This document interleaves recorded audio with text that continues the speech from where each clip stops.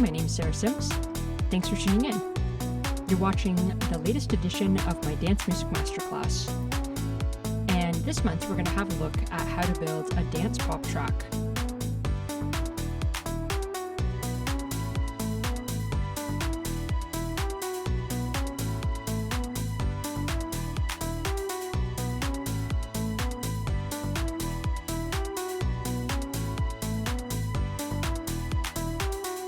Alright, so let's get right into it. The first thing that we're going to start off with is how to create the lead. So let's have a look at the lead here. I'm going to solo this out. I started off by creating a simple melodic loop here. I made the sound in massive. And for the processing, there's just a bit of Sausage Fattener by Data Life.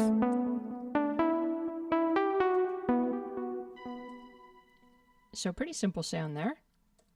Let's go on to the next part, which is the piano layers. So pretty much in every dance pop track, you're going to want to have some piano just outlining the chords. So if you've created a melody line, then you can write some chords around your melody.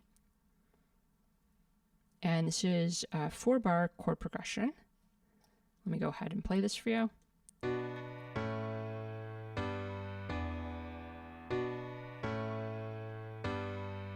So for the sound, I'm using Alicia's keys. It's a contact instrument. There we go, there's the full contact there by Native Instruments. Nice piano sounds. And just to give this piano a little bit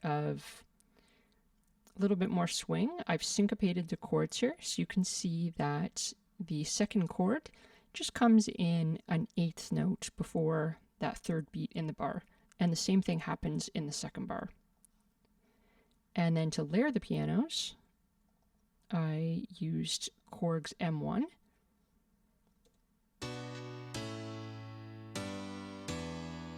So this is a little bit quieter in the mix. Classic M1, kind of like 90s piano sounds. And then I'm just processing it with a bit of Ableton's OTT. So if we play these pianos together,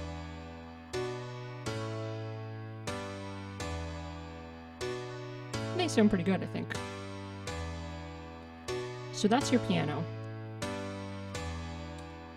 We're going to go on next to the bass and have a look at how to compose layered bass for this kind of dance pop track. We're going to kind of skip through the drums. I'm not sure I have enough time to get to them. Let's play the layered bass and then I'll break down how I made the different layers.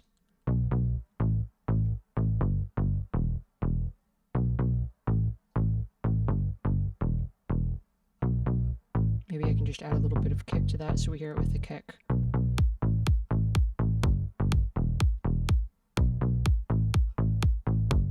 So that makes for a nice low end. Let's jump right into these different bass layers here. So layer number 1. Now, first of all, the pattern, what I did was I just copied the piano MIDI, deleted kind of all the top notes, so I'm just left with this descending bass line, put it down a few octaves, and then I cut up the notes and made them different lengths just so they groove along a little bit. So you can use your piano chords and get your bass line from that. For the sound, I'm using a sound from Vandalism Sound, one of their preset packs, one of their dance music preset packs. It's called The Place I Go. And I just added a little bit of EQ. So this is the main bass layer here. And I'm EQing the low end below 50. And I'm rolling off the top end above 1500. So this is going to be the main bass sound. We don't need a lot of that top end energy in because this is the low end of the bass. Now let's go on to the middle bass, which is the plucky bass. It's a lot quieter in the mix.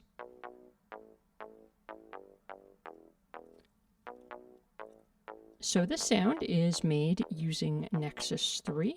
It's the UK bass preset. Maybe I'll just bring it up a little bit so we can hear this plucky bass a bit better.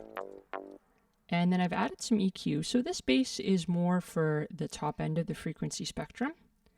And I'm EQing everything below 400 off, and I'm also rolling off everything above 5,000. I'm also boosting using dynamic EQ a little bit at 2700, just to bring out the sound of the bass a bit more. For the processing, I have some compression going on with the distressor. And then I'm using Saturn 2 with the fat, tape, and comp preset, and it's processing the sound, adding some saturation, a bit of compression there as well. And then I'm adding some chorus to it. Just let me take out the chorus. So there's the sound without the chorus. There's the sound with the chorus. So it just depends what kind of sound you're going for. And then lastly, I'm EQing again, because all this processing has probably added in some frequencies that perhaps I don't want. So I'm rolling off below 500 and above 1735. And I can maybe take that up a little bit. You just don't want too many of those high frequencies in there, because this is, of course, a bass sound. Let's play these two together.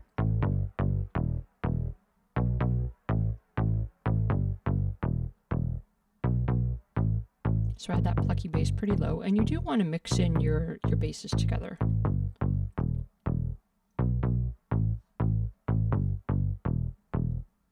think I had it down around 15. Okay, there we go. Let's check out the last bass in the chain here. So this is the sub, this is your low end here. And this is super easy to make, same pattern.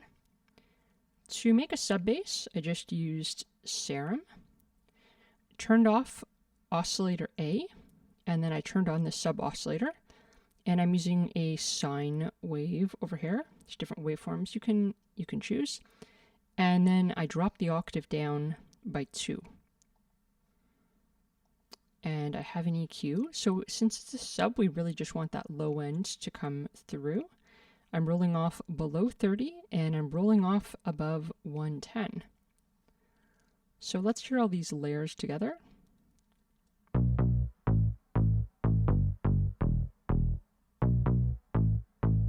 So that's a nice full bass sound. Last thing I did was I grouped everything together, and I'm adding a little bit of EQ here. My track is in B minor, and what I did was I used the first fundamental of B, and I'm boosting at the first fundamental frequency, and then I'm cutting at the second fundamental frequency. And I've done the reverse with the kick. Let's also hear the kick.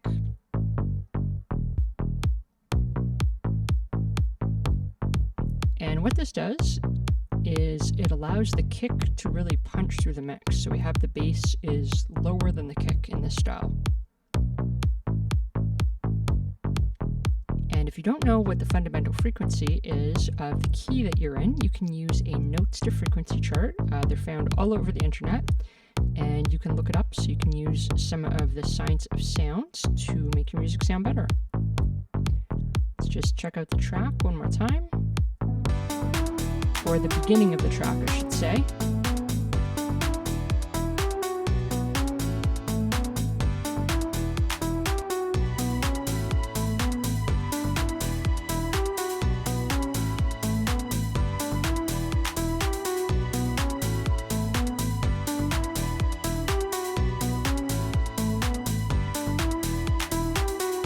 Well, that's it. Thanks again for tuning in, and I'll see you back next month.